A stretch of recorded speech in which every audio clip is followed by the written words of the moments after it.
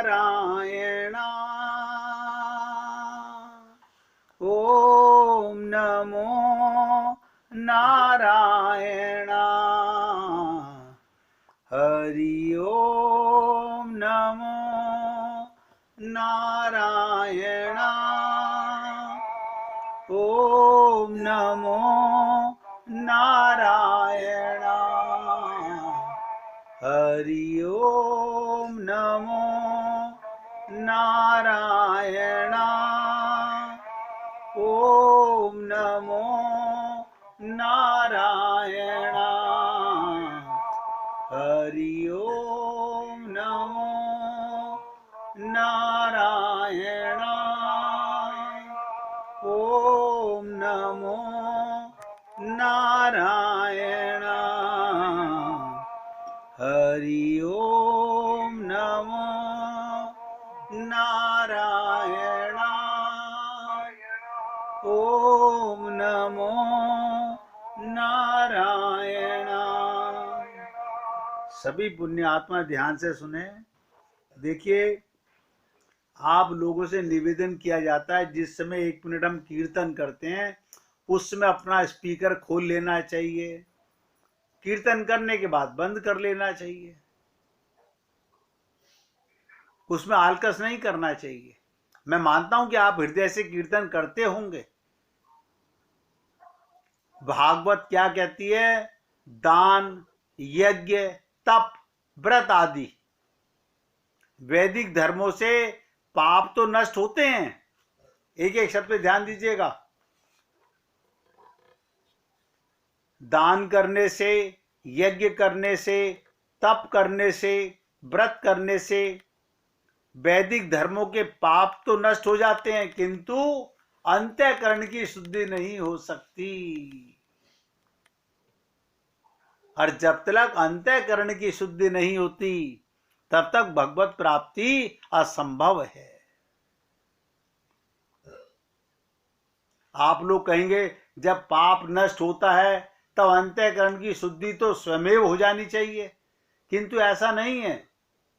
समझिएगा, जैसे आपने एक गौ हत्या का पाप किया, अब उसके लिए लिखे हुए धर्मानुकूल प्रायश्चित भी किए, जिससे गौ हत्या का पाप तो नष्ट हो गया, किंतु पाप करने की चित्त वृत्ति का नाश नहीं हुआ। पुनः पाप करेंगे और इसी प्रकार सदा पाप करते रहेंगे, क्योंकि हमारे को कुंजी हाथ लग गई।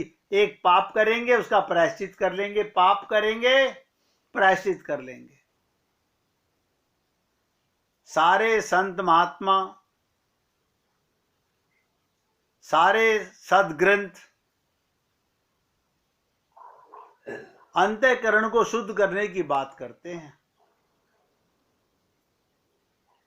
आदि गुरु शंकराचार्य जी ने क्या कहा? अंतःकरण की शुद्धि के लिए भक्ति करनी ही पड़ेगी। ये आदि गुरु शंकराचार्य जी के शब्द हैं। अर्थात भगवान राम कृष्ण भक्ति के बिना अंतःकरण की शुद्धि नहीं हो सकती, और अंतःकरण की शुद्धि के बिना बहिरंग पाप के प्रायश्चित से भविष्य में पाप ना हो, इसकी कोई गारंटी नहीं। इसका मतलब कंक्लूजन क्या निकला? भक्ति के बिना धर्म पालन मात्र मुक्ति को दूर की बात है, बेकार है। वो धर्म धर्मी नहीं है जिसमें भक्ति नहीं है।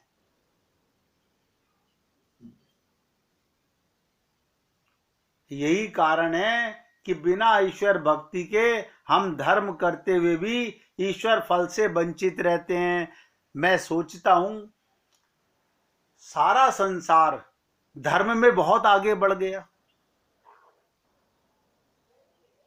अभी आप देखिए, अयोध्या में भगवान राम का मूर्ति स्थापना हुई है।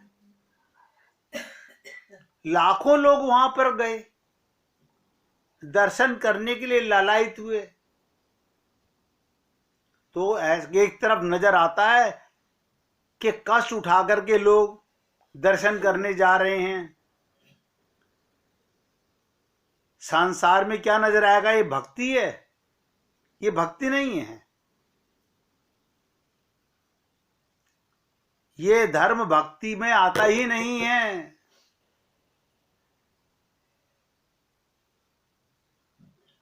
अगर खाली दर्शन कर लेने से कल्याण हो जाता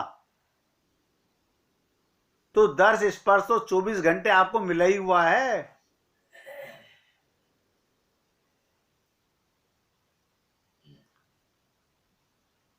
अब सुनिएगा, बिना ईश्वर भक्ति के हम धर्म करते हुए ईश्वरीय फल से वंचित कैसे रहते हैं?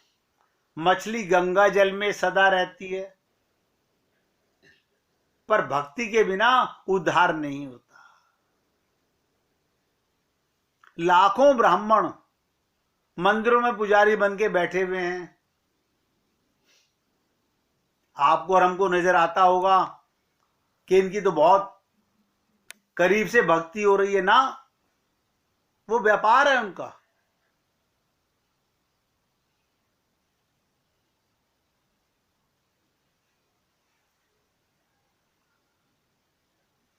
अब सोचिएगा, गंगा जल में सदा मछली रहे, भक्ति के बिना उद्धार नहीं होता। आप लोगों को वो आशा करते हैं एक डुबकी लगाने मात्र से हम बैकुंठ पहुंच जाएंगे। हम लोग एक गोता लगाते हैं तो सोचते हैं हम बैकुंठ पहुंच जाएंगे। ये सब धोखा है।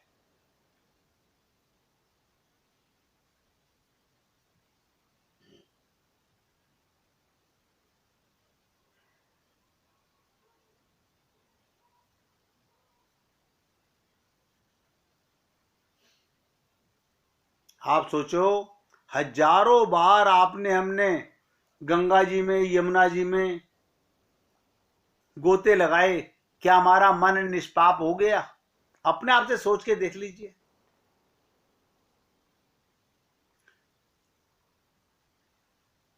अब तुम काम क्रोध लोभ आदि से परे हो गए क्या? ऐसा नहीं हुआ। फिर पाप धुला कहां? वास्तव में भोले लोग शास्त्रों को भी कलंकित करते हैं इस तरह की बातें करके।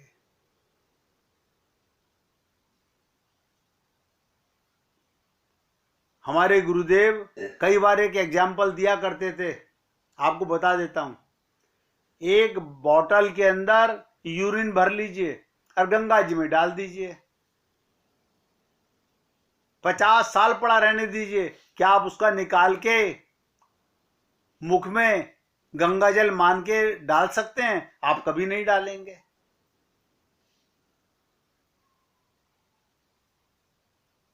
जब हमने गोता लगाया तो शरीर से लगाया, मन से नहीं लगाया। शरीर मात्र से गंगा स्नान कर रहे हैं, फिर मन के अंदर रहने वाला पाप कैसे धुलेगा?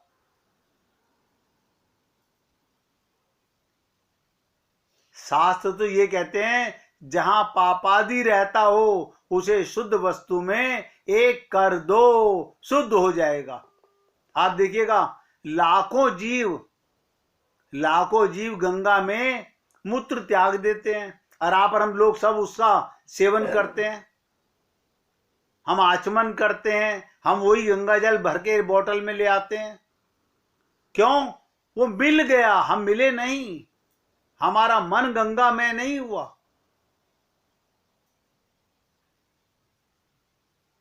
यदि तुम अंतःकरण को, ध्यान से सुनो, अंतःकरण को गंगा जी में एक कर दो, सब नोट करेंगे इस बात को।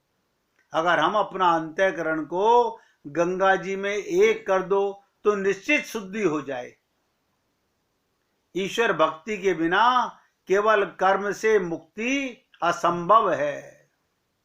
इसलिए तुलसीदास जी ने लिखा है कि बारी मथे बरु होए घृत, सिकता ते बरु तेल, बिनु हरि भजन न भव तरे, यह सिद्धांत अपेल। असंभव भी संभव हो जाए, किंतु बिना ईश्वर भक्ति के मुक्ति नहीं हो सकती।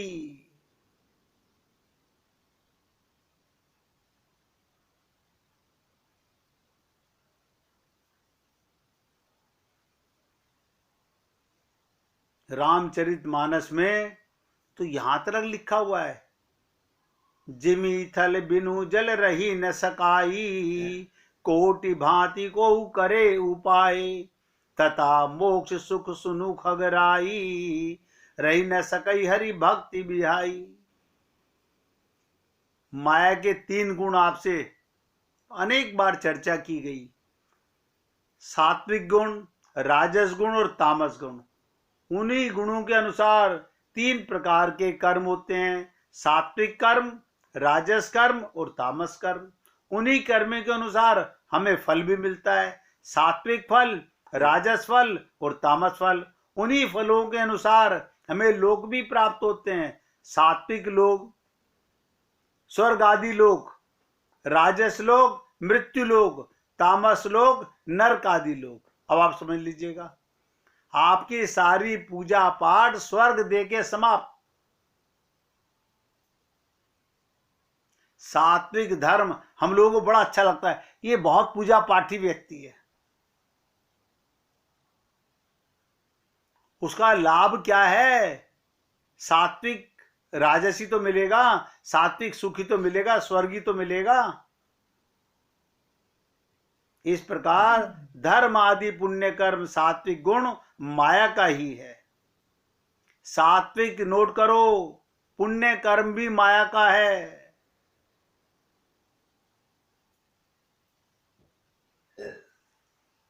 ये बात बहुत मुश्किल में समझ आती है कि सात्विक धर्म सात्विक कर्म करने से भी भगवत प्राप्ति नहीं होती।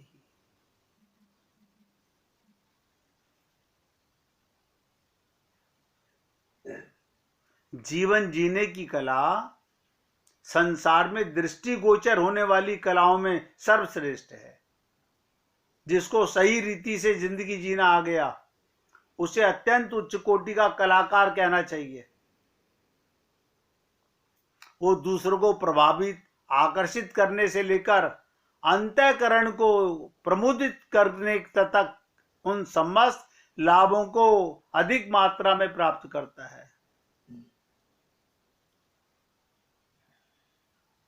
आप देखिएगा, हम बाल भाव में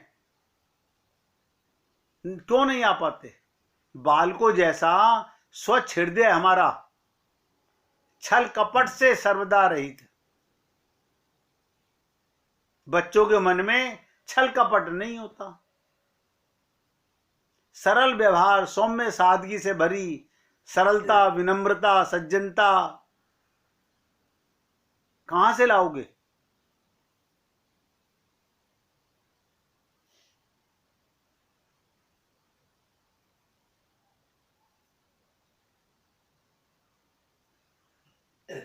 हमें आश्रय किसका लेना चाहिए?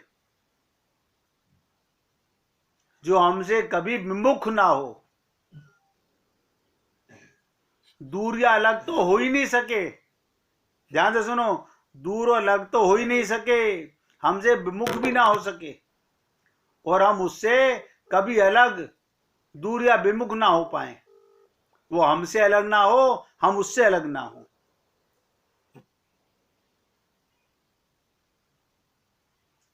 बहुत गहराई से समझने के विषय हैं ये, और हम लोगों को विचार करना होगा, समझना होगा।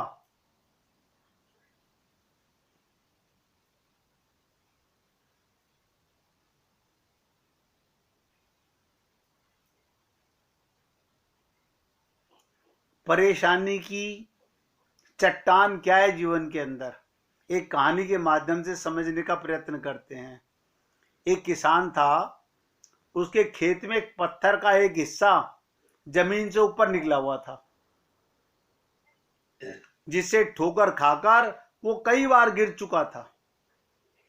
अब कितनी बार उससे टकराकर खेती के औजार भी टूट चुके थे। रोजाना की तरह आज भी वो सुबह सुबह जब खेती करने पहुंचा और इस बार वही हुआ, किसान का हल पत्थर से टकराकर टूट गया। किसान को बड़ा गुस्सा हुआ और उसने निश्चय किया, आज जो भी हो जाए इस चट्टान को जमीन से निकालकर खेत से बाहर फेंक देगा। अब ध्यान से सुनेंगे और अपने जीवन में उतारने का प्रयत्न करेंगे। वो तुरंत गांव से 4-5 लोगों को बुला करके लाया और सभी को लेकर उस पत्थर के पास पहुंचा और बोला, ये देखो जमीन के निकले चट्टान के इस हिस्से ने मेरा बहुत नुकसान किया और आज हम सभी को मिलकर इसे आज उखाड़कर खेत के बाहर फेंक देना है। ऐसा कहते ही फावड़े से पत्थर के किनारे वार करने लगे, पर ये क्या, अब उसी ने 1-2 बार किया मारा था कि पूरा का पूरा पत्थर जमीन से बाहर निकल गया। साथ खड़े लोग भी अचरज में पड़ गए। उन्हीं में से एक ने हंसते हुए पूछा, क्यों भाई, तुम तो कहते थे कि तुम्हारे खेत के बीच में एक बड़ी सी चट्टान दबी हुई है, पर यह तो एक मामूली सा पत्थर निकला। किसान भी आश्चर्य में पड़ गया। सालों से जिस एक भारी भरकम चट्टान समझ रहा था, दरअसल वो एक छोटा सा पत्थर था।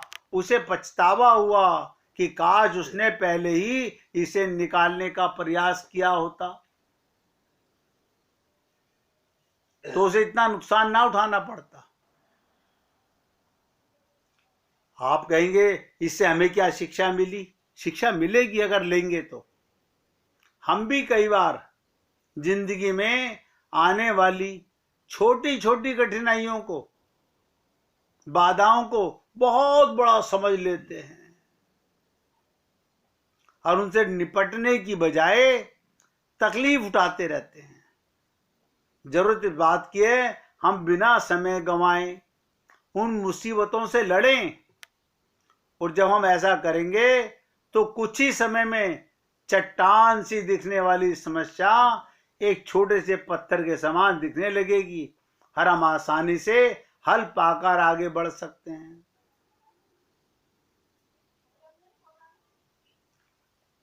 आप और हम लोग मन की मलिनता के कारण सब हम अपने जीवन के अंदर ऐसी बहुत सारी चट्टानें भरे हुए हैं, नहीं ये मेरे बस की नहीं है। सब कुछ बस की है हमारे, सब कुछ बस की अगर करना चाहे।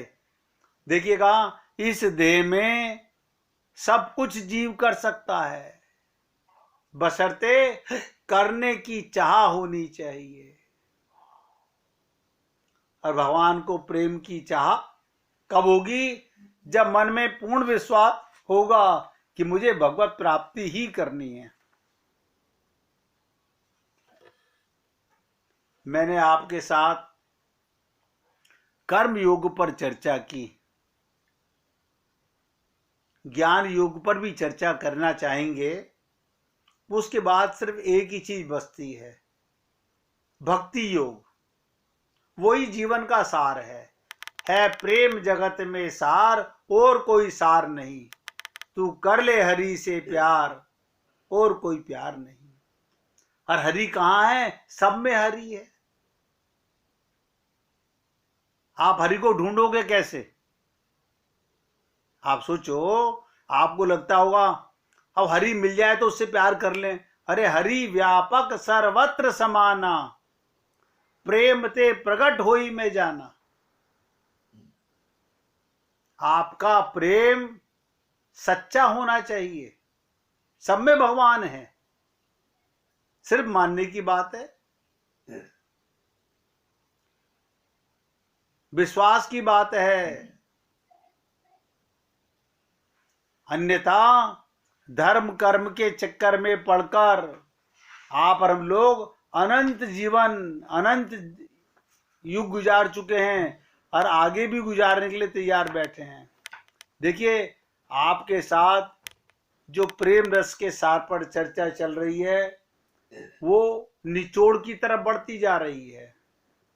कर्म योग की बात मैं आपसे कर चुका हूं, ज्ञान योग की चर्चा भी करूंगा, लेकिन भक्ति योग जिसमें आप और हम सब लोग सबसे ज्यादा कमजोर हैं, हम सब लोग अब बिना भक्ति के किसी को भगवत प्राप्ति नहीं होती। और मैंने आपसे निवेदन किया था, बिना श्रद्धा विश्वास के शरणागति नहीं होती, अब बिना शरणागति के भगवान की कृपा नहीं होती, और भगवान की कृपा के बिना माया से जीव उत्तीर्ण नहीं होता। और जब तक ये जीव माया के बंधन में रहता है तो ऐसे ही भटकता रहता है। 1 मिनट कीर्तन कीजिए, फिर आगे चर्चा करते हैं। श्री